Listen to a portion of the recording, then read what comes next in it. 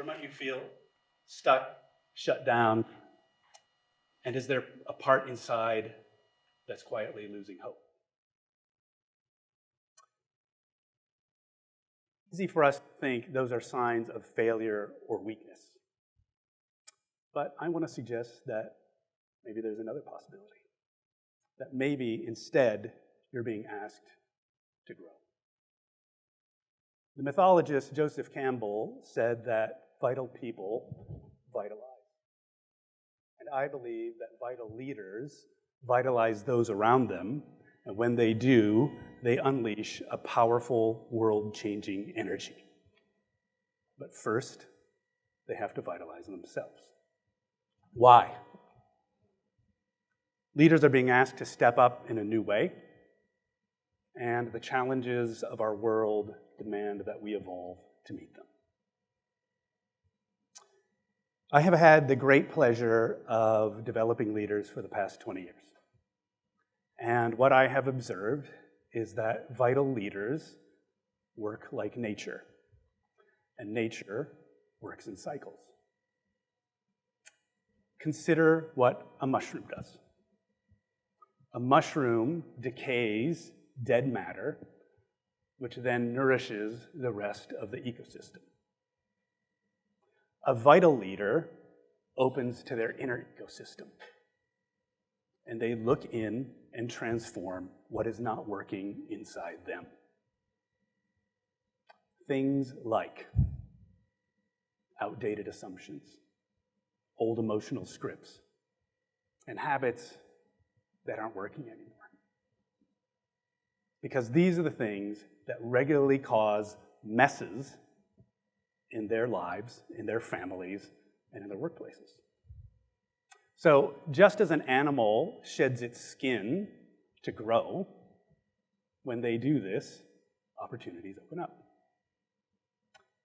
So let me talk about how this works in real life. I was approached by a leader who realized that things weren't going according to his grand plan. And his face was stuck somewhere between a scowl and terror. And he had given up his high-flying career with a global consulting agency to return to his rural hometown, which had fallen on hard times. He started a nonprofit organization that was dedicated to revitalizing the town through collaboration and social innovation.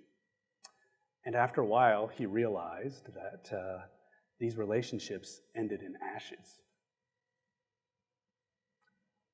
I learned a little bit more about his background, and it turned out that he graduated from a prestigious law school. And then it hit me. So I asked him, "What is a conversation to you?" And he looked down at the ground. The dots started to connect, and tears filled his eyes. Conversation is combat, and I want to win. So he had unwittingly alienated the very people he uprooted his life to come work with. So we explored what are things he could do differently. He had 3 major insights. One was that building a relationship was more important than winning a conversation. 2, that when you're building a relationship, it depends on an exchange of emotion rather than a competition of concepts. And 3, that he learned to first recognize and acknowledge what was good in a person's idea versus attacking what he perceived as its weaknesses. Those 3 things changed because he learned how to build and create rather than to critique and destroy. And I wondered, what was driving all this? So I pushed him to look a little deeper, and he was game. We talked a little more dots started to connect, and he realized that his entire life was driven by fear and anger. Fear that he would fail, fear that he would look stupid, fear of being vulnerable to another human being. Angry that the world was in a mess, angry that his beautiful hometown had fallen on hard times. And he knew that in order for his dream to become a reality, he had to push past these emotions. And so we did more. And I led him through an exercise over the course of time. And I asked him a question, bring to mind something that makes you feel angry. And immediately, his body had a reaction. He started holding his breath, his heart started racing, and he clenched his fists and jaw. And as we moved through the exercise, he gradually opened up and allowed himself to experience, little by little, this intense wave of emotion moving through his body. And little by little, in amounts that he could handle, he breathed through this storm, and eventually the storm passed. Just like a mushroom metabolizes dead matter, consciously experiencing a stuck emotion metabolizes it, right? Consciously experiencing a stuck emotion metabolizes it, and things open up. So what opened up for him was that his face calmed down, his eyes became kinder, and he became more open as a person. The immediate effect of this was that his team stopped being afraid of him, and their collaborative power took off. And after a while, they started to receive phone calls from people they didn't know, who had heard about their work, who wanted to work with them, who brought projects that in the past he would have pushed away out of fear. And in a year after that, his organization was thriving in ways that no one could have predicted from the beginning. His capacity to work with what was not working inside him opened up the ability for other people to thrive around him and for them to help the community that they all cared about. Vital leaders, vital lives. I'm going to share with you a story of another leader I know. Her name is Heather Dyer. She's an endangered species biologist, and she studies fish. And her work, she works to integrate the water needs of human communities with the rest of nature. As you know, water is essential for life. So there is no more important challenge than this one. And when I met Heather, Heather was struggling. She had had a difficult traumatic birth. She was adjusting to being a new parent. She was working full-time. She was a full-time executive MBA student, which is how I knew her. And she was taking care of her grandmother, who was fading into Alzheimer's. And she was trying to save the world, too. Right? So the output she was giving the world greatly exceeded the input she was giving herself. Right? The turning point came when she realized that physiologically, the way she was living her life was exactly the same as the endangered species she's trying to save. And she quietly said to me, I think about 2 months away from a nervous breakdown. Something needed to change, and old skin needed to be shed. The belief that she could do anything and didn't need to ask for help from anyone, the strengths that powered her success in her 20s and 30s, no longer worked. She needed something more. She needed something more than the self-care of dark chocolate, red wine, and locking herself in the bathroom. Right? She needed a support system. So she got grandma into professional care. She consulted a therapist on how to better manage conflict. And she started to listen to her body's needs to recharge and rest. And, like the fellow earlier, she had some deeper work to do. She had been carrying around for years anger and resentment. And she knew that she needed to move past that as well. So, like the hero she is, she opened to it, metabolized it, and transformed it. And what it transformed into was peace, acceptance, lightness, and a new kind of strength.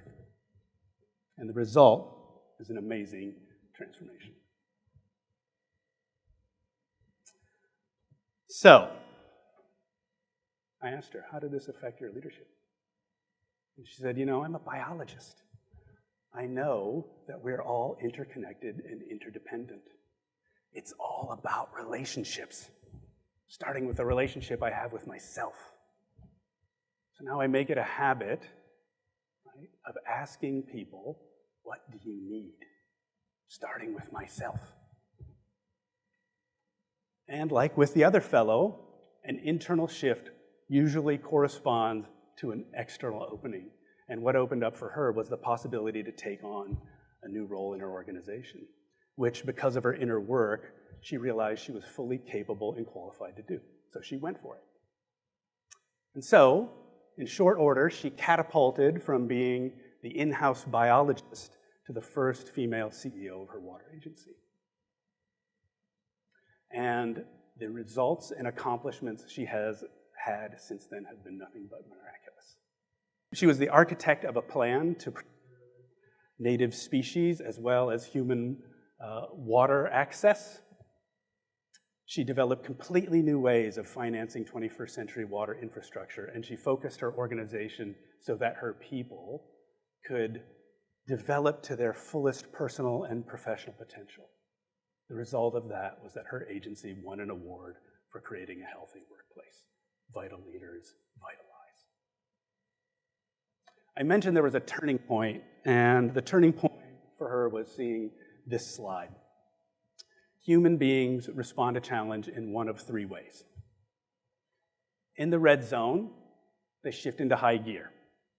They move into protection, they move into defense, they move into getting out of here. Now, it's great if somebody's attacking you and you need to defend yourself. But as a way of life, the red zone creates chaos, conflict, and destruction. And then there's the black zone. The black zone downshifts into the quiet quitting place of depletion, depression, disconnection, and burnout. And then there's the green zone. The green zone is where we want to be. It's the sweet spot. It's the place where we live, that we are oriented around living and not just surviving. And the green zone is the place of adaptation, connection, and vitality. And what Heather realized was that she was chronically living in the red zone and she was nosediving into the black. And she said, as a leader, I realize I have to be in my green zone to be effective. Right? And then I can help my team be in their green zone. And then we help our stakeholders be in their green zone, and this circle of vitality gets bigger. She said, I think of myself as an island of calm and connection, and I am trying to make this island bigger. Because when we all feel safe, we can accomplish amazing things. So, you may be asking yourself, what do I do now? Be brave and ask more questions. What are the beliefs, reactions, and habits that put you in the red zone? Are you exhausting yourself in the black zone? And what do you do to get back in the green zone, and how can you do that more? And do you even take your own green zone seriously, or is it filed in your mind under frivolous? Harder questions. What are you trying not to feel? What in your life are you avoiding or hiding from because you feel like it's going to be overwhelming? And do you see those experiences or emotions as enemies to vanquish? And what I want to assure you is that they're not enemies. In fact, they're the fuel for the next stage of your growth. Don't run from your fear, metabolize it. When you metabolize what is not working inside you, it vitalizes yourself and the people around you. What no one ever tells you is that the entire natural world works this way. I believe humanity is stuck, and the headlines show it every day. When we don't metabolize our fear and pain, we spend energy trying not to experience it instead of investing in all the opportunities that surround us. So, maybe it's time to lead like a mushroom. Because when we do, I have seen over and over and over again, it creates possibilities, it creates dreams, and it creates new life. And that is exactly what our world needs.